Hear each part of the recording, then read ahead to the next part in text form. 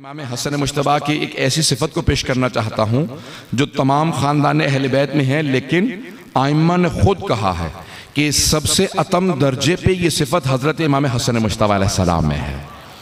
वो कौन सी सिफत है? वो है सखावत। नहीं पहुंचा पाया। इमाम हसन मुश्तबा का लक़ब है करीम अहले बैत। करीम अहले बैत, सखी नहीं, करीम। थोड़ी सी वजाहत कर दूं।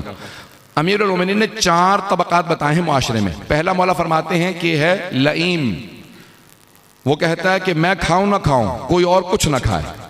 दूसरा है बखील, अरबी के अल्फाज हैं बखील, वो कहता है कि कोई कुछ ना खाए, बस मैं ही खाऊं।